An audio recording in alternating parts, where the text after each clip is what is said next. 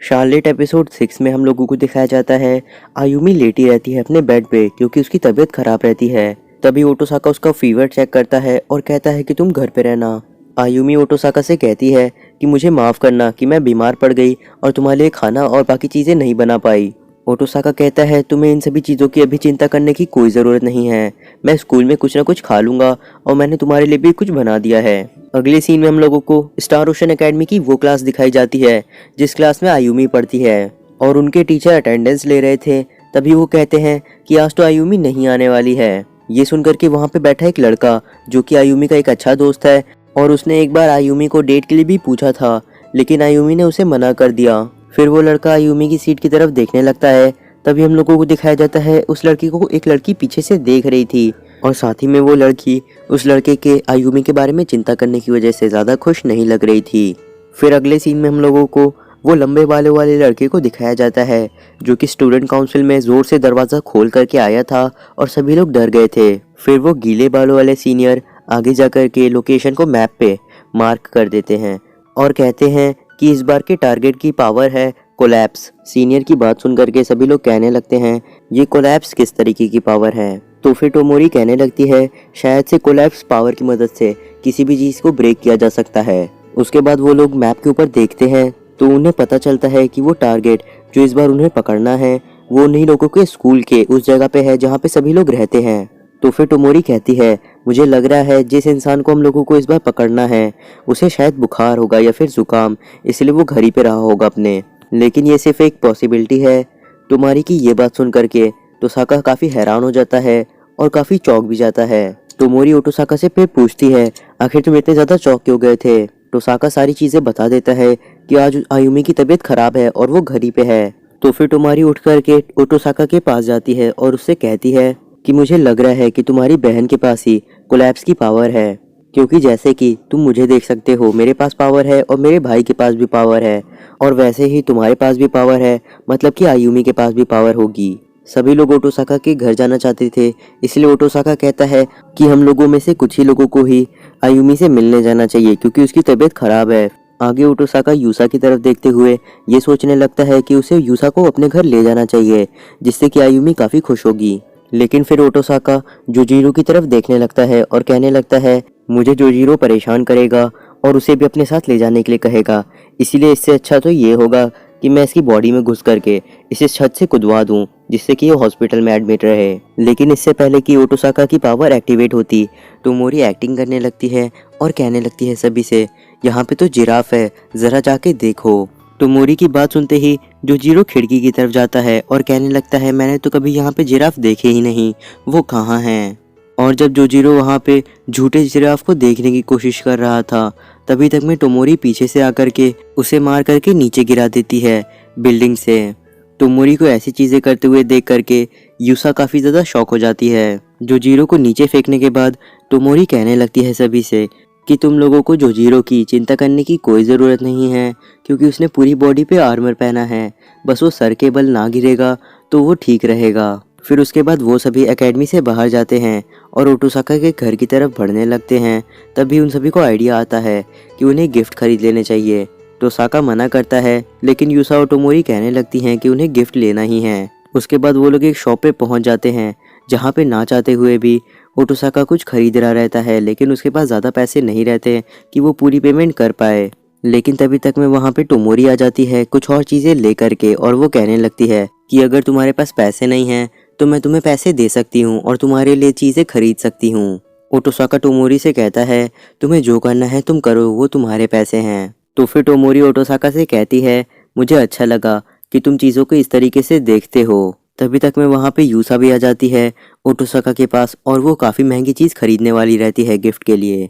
Shopkeeper जैसे ही उस चीज़ का प्राइस बताता है ओटोसाका काफ़ी ज़्यादा हैरान हो जाता है और कहता है आखिर इसे कौन खरीदेगा। लेकिन तभी तक में यूसा उस चीज़ को खरीद करके उसे पैक कराने लगती है एक काफ़ी ज़्यादा फैंसी बैग में। तो फिर ओटोसाका कहता है मुझे तो नहीं पता था कि दुनिया में ऐसे बैग भी होते हैं। उसके बाद वो सभी शॉप से निकल जाते हैं ताकि वो लोग आयुमी से मिलने जा सकें। अगले सीन में वो लोग आयुमी और ओटोसाका के घर के सामने खड़े थे और वहाँ पे ओटोसाका उन दोनों से कह रहा था चीज़ों का ध्यान रखने के लिए, क्योंकि आयुमी की तबीयत ख़राब है। उसके बाद वो अंदर जाता है तो वो देखता है कि वहाँ पे और लोगों के शूज़ हैं, मतलब कि कुछ लोग उससे मिलने आए हैं। देन वो जैसे ही आयुमी के कमरे में जाता है वो देखता है कि वहाँ पे एक लड़का है और दो लड़की हैं। फिर वो सभी अपने आप को इंट्रोड्यूस कराने लगते हैं, लेकिन वहाँ पे एक लड़की अपने आप को इंट्रोड्यूस नहीं कराती है और बैठी रहती है। वहाँ पे जो लड़का था उसे देख करके ओटोसाका सोचने लगता है आयुमी ने इसके बारे में मुझे बताया था, क्योंकि इसने एक बार आयुमी को डेट के लिए पूछा था लेकिन उसने मना कर दिया। तभी वहाँ पे वो लड़की जो कि बैठी हुई थी वो अपना हल्का सा सर हिलाती है, जैसे कि वो अपने बारे में ओटोसाका को बताना चाह रही है लेकिन अच्छे से नहीं। फिर उसके बाद वो तीनों बच्चे वहाँ से जाने लगते हैं और आयुमी को ये कहते हैं कि वो जल्दी ठीक हो जाए। लेकिन जाते वक्त आखिर में जो लड़की पूरी तरीके से शांत थी वो काफ़ी डरावने तरीके से पीछे की ओर देखती है आयुमी को, और जैसे ही ओटोसाका उसकी तरफ देखता है वो अपना मुंह छुपा करके धीरे धीरे वहाँ से जाने लगती है। जो देख करके ओटोसाका को चीज़ें थोड़ी सी अजीब सी लगती हैं, लेकिन वो उनके ऊपर ज़्यादा ध्यान नहीं देता, क्योंकि वहाँ पे तभी तक में टोमोरी आ जाती है। और टोमोरी के वहाँ पे आते ही आयुमी खुश होने लगती है और उससे बातें करने लगती है। ओटोसाका उन्हें मना करता है क्योंकि आयुमी की तबीयत खराब है और उसे दिक्कत हो सकती है। लेकिन तभी तक में वहाँ पे पीछे से यूसा आ जाती है, जिसने कि मास्क पहना था और एक चश्मा लगाया हुआ था, क्योंकि कहीं ऐसा ना हो कि आयुमी जैसे ही यूसा को देखे उसके नाक से नोज ब्लीडिंग स्टार्ट ना हो जाए। लेकिन जिस चीज़ का डर था वही चीज़ होती है। आयुमी तुरंत पहचान लेती है यूसा को और उसके नाक से नोज ब्लीडिंग स्टार्ट हो जाती है। लेकिन उसी समय का फ़ायदा उठाते हुए टोमोरी आगे जाती है और उसकी नाक को पकड़ लेती है। फिर कुछ ही समय में आयुमी के नाक से खून बहना बंद हो जाता है। उसके बाद वो देखती है कि यूसा ने अपने मास्क को हटा दिया है। यूसा को अपने पास इतना करीब देखते हुए उसकी नाक फिर से बहने लगती है और तभी टोमोरी फिर से उसे पकड़ लेती है। उसके बाद यूसा और टोमोरी दोनों मिलकर के उसे गिफ्ट देते हैं और उसके बाद वो लोग उससे पूछते हैं कि तुमने कुछ खाया कि नहीं। तो फिर आयुमी कहती है मैंने कुछ भी नहीं खाया। और उसके बाद वो यूसा और बाकी सभी से पूछती है क्या तुम लोगों ने खाया। यूसा और बाकी सभी कहते हैं हम लोगों ने भी कुछ नहीं खाया। उसके बाद वो सभी फैसला करते हैं मिलकर के खाने का और डाइनिंग टेबल पे खाना शुरू कर देते हैं। कुछ समय में वो लोग खाना खत्म कर लेते हैं, तभी वहाँ पे यूसा को एक कॉल आती है और उसे जाना पड़ता है वहाँ से। उसके बाद टोमोरी बेसिन के पास जाकर के सारे बर्तनों को देखने लगती है और कहने लगती है हम लोगों को इसे साफ करना होगा। ओटोसाका कहता है तुम यहाँ से जा सकती हो, मैं इन्हें साफ कर लूंगा बाद में। लेकिन तभी टोमोरी जाकर के ओटोसाका का कॉलर पकड़ लेती है और कहती है हम लोग मिलकर के इसे साफ करेंगे। फिर ना चाहते हुए भी ओटोसाका को टोमोरी की बात माननी पड़ती है। जब उन लोगों का सारा काम पूरा हो जाता है तो फिर ओटोसाका आयुमी को दवाई देता है। आयुमी उस दवाई को खा करके वहाँ पे सोने चली जाती है। साथ ही में उसी समय आयुमी उन लोगों को ये बताती है कि उसे एक बुरा सपना आया था, लेकिन उसने अभी तक किसी को इसके बारे में नहीं बताया। तो फिर टोमोरी उस सपने के बारे में पूछने की कोशिश करती है, लेकिन ओटोसाका उसे मना कर देता है।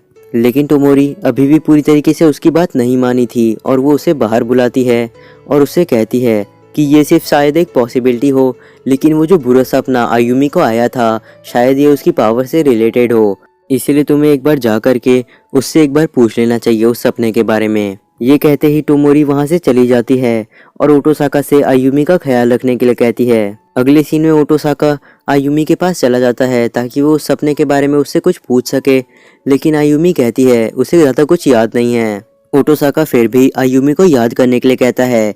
आयुमी कहती है उसे अभी भी याद नहीं है, लेकिन फिर भी वो थोड़ा सा कोशिश करती है और उसके बाद वो कहती है मुझे लगता है मेरे सपने में कुछ चीज़ टूटी थी और जो चीज़ टूटी थी वो मेरे नीचे की ज़मीन थी।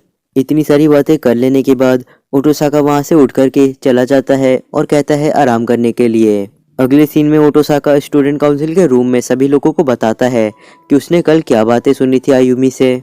ओटोसाका की सारी बातें ध्यान से सुनने के बाद टोमोरी ओटोसाका से कहती है कि आयुमी को आज भी घर पे रुकने के लिए कहा जाए, क्योंकि यहाँ पे उसका आना ज़्यादा ठीक नहीं होगा उसके लिए। तो फिर ओटोसाका कहता है उसकी तबीयत ठीक हो गई है इसीलिए वो घर पे नहीं रुकेगी, लेकिन टोमोरी कहती है फिर भी कोशिश करने के लिए, जो सुनकर के ओटोसाका कहता है ठीक है वो अपनी पूरी कोशिश करेगा। अगले सीन में ओटोसाका वापस से अपने घर आ जाता है और वहाँ पे आयुमी से घर ही पे रहने के लिए कहता है एक और दिन के लिए, जो सुनकर के आयुमी रोने लगती है और कहने लगती है मुझे भी स्कूल जाना है। फिर उसके बाद जब ओटोसाका वहाँ से चला जाता है तो फिर आयुमी मौका देख करके स्कूल ड्रेस पहन करके स्कूल जाने की तैयारी करने लगती है और कहती है अब मैं छोटी बच्ची नहीं रही। फिर वो सभी गार्ड्स के ऊपर नजर रखती है और वहाँ पे मौका देख करके दूसरी तरफ से एक विंडो के ऊपर से जंप करके बाहर निकल जाती है। तभी अगले सीन में हम लोगों को दिखाया जाता है जोजीरो और ओटोसाका आपस में खाते हुए बात कर रहे थे। तभी उन लोगों को एक कॉल आता है जो कि प्रेसिडेंट का रहता है, मतलब कि टोमोरी का। तो फिर वो दोनों अपना खाना जल्दी जल्दी खाने लगते हैं क्योंकि वो लोग लेट नहीं हो सकते थे। अगले सीन में हम लोगों को दिखाया जाता है वो लोग टोमोरी के पास पहुंच गए थे। टोमोरी उन लोगों से पूछती है आखिर तुम लोग क्यों लेट हुए। तो फिर वो दोनों कहते हैं हम लोग खाना खा रहे थे। आगे वो दोनों पूछते हैं आखिर तुमने हम लोगों को अचानक से क्यों बुलाया। तो फिर टोमोरी कहती है कि आयुमी यहाँ स्कूल आई है और उसने 3rd पीरियड की क्लास को अटेंड भी किया है। ओटोसाका कहता है ऐसा नहीं हो सकता, मैंने उसे घर पे रुकने के लिए कहा था। लेकिन तभी टोमोरी कहती है शायद वो वहाँ से भाग के आ गई, लेकिन चीजें अभी जैसी चल रही हैं मुझे नहीं लगता कि इनका अंत सही से होने वाला है, इसीलिए हम सभी को जल्दी से जल्दी आयुमी के पास जाना चाहिए। अगले सीन में हम लोगों को दिखाया जाता है आयुमी अपने क्लास की तरफ जा रही रहती है। तभी वो उस लड़के से मिलती है और वो लड़का उससे पूछता है क्या वो उसके साथ बाहर चलना पसंद करेगी। आयुमी उस लड़के को धीरे से मना करती है और वहां से पोलाइटली जाने लगती है, लेकिन वो लड़का उसे पीछे से पकड़ लेता है और कहता है प्लीज मेरी बात मान लो। लेकिन तभी वहां पे एक लड़की आ जाती है आयुमी की मदद करने के लिए और वो उस लड़के से कहती है तुम आयुमी से दूर रहो क्योंकि आयुमी ने पहले ही तुम्हें एक बार मना कर चुका है डेट के लिए। ये सुनते ही वो लड़का कहता है तुम इन सभी चीज़ों से बाहर रहो, लेकिन वो लड़की आयुमी से कहती है यहाँ से जाने के लिए क्योंकि वो सारी चीज़ें यहाँ पे संभाल लेगी। तो फिर आयुमी वहाँ से जाने लगती है। अगले सीन में हम लोगों को दिखाया जाता है टोमोरी और बाकी सभी फैंस से चढ़ करके ऊपर आने की कोशिश कर रहे थे क्योंकि वहाँ से शॉर्टकट है। तो फिर ओटोसाका टोमोरी से तभी पूछता है क्या ये ज़रूरी है। तो फिर टोमोरी कहती है ये बहुत ज़्यादा ज़रूरी है, मेरे पीछे आओ। फिर अगले सीन में हम लोगों को वही लड़की को दिखाया जाता है जो कि टोमोरी के घर पे आई थी। वो टोमोरी के सामने खड़ी थी और उसका रास्ता रोके हुई थी। साथ ही में वो लड़की उस लड़के के बारे में बात कर रही थी जो कि टोमोरी के घर पे आया था और उसने उसे डेट के लिए भी प्रपोज किया था। साथ ही में वो लड़की आगे ये भी कहती है कि मैं उस लड़के को पसंद करती हूँ लेकिन वो तुम्हें पसंद करता है। पहले वो मेरी तरफ ध्यान दिया करता था लेकिन अब वो मेरी तरफ बिल्कुल भी ध्यान नहीं देता, जिसे सिर्फ तुम्हारी वजह से हुआ है। उसके बाद वो एक ब्लेड को निकालने लगती है और कहती है अब तुम्हें अंजाम को भुगतना होगा। आयुमी उस लड़की को शांत होने के लिए कह रही थी लेकिन वो लड़की अपने ब्लेड को और भी ज्यादा बड़ा करे जा रही थी। फिर उसके बाद आयुमी वहां से भागने लगती है। वहीं पर दूसरी तरफ टोमोरी, टोसाका और जोजीरो पूरी तेजी से भाग रहे थे ताकि वो जल्दी से जल्दी आयुमी तक पहुंच पाएं। वहीं दूसरी तरफ आयुमी जिस तरफ भाग रही थी वहां पे डेड एंड आ जाता है और वो रुक जाती है। वो लड़की अपने ब्लेड को आगे की तरफ उठाती है और कहती है अब तुम्हारा अंजाम तुम्हें भुगतना होगा। आयुमी सोच रही रहती है कि उसे कौन बचाएगा।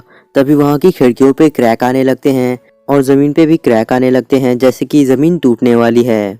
तभी आयुमी डर के मारे बहुत ही जोर से चिल्लाती है मेरी मदद करो, मुझे बचाओ। साथ ही में उसके बाल भी चमकने लगते हैं। तभी वहां पे पूरी तरीके से जमीन टूटने लगती है। आयुमी उस जमीन के अंदर गिर जाती है और वो लड़की वहां से भागने में कामयाब हो जाती है। दूसरी तरफ हम लोगों को बाहर से टोमोरी और टोसाका की तरफ का सीन दिखाया जाता है जो कि उन लोगों ने बाहर से देखा था कि एक ही पल में पूरी की पूरी बिल्डिंग कोलैप्स कर गई। वहीं पे उन लोगों के पास वो लड़की भी रहती है जो कि बच गई थी। तभी ओटोसाका वहां पे आयुमी का नाम लेता है और कहता है आयुमी जरूर वहां पे होगी, मुझे उसकी मदद करनी होगी। फिर उसके बाद ओटोसाका उस टूटी हुई बिल्डिंग की तरफ चला जाता है। सभी लोग उसे मना कर रहे रहते हैं क्योंकि वो खतरनाक हो सकता था, लेकिन ओटोसाका उनमें से किसी की भी बात नहीं सुनता और बिल्डिंग के टूटे हुए पीसेस को हटाने लगता है। तभी बिल्डिंग का एक बड़ा सा पीस ओटोसाका के ऊपर गिर नहीं पा रहा था और वो उसे देखे जा रहा था। वैसे मेरी इतनी मेहनत के लिए चैनल को सब्सक्राइब करके बेल नोटिफिकेशन को ऑन करना मत भूलिएगा। तो फिर मैं मिलता हूँ आपसे अगले एपिसोड में।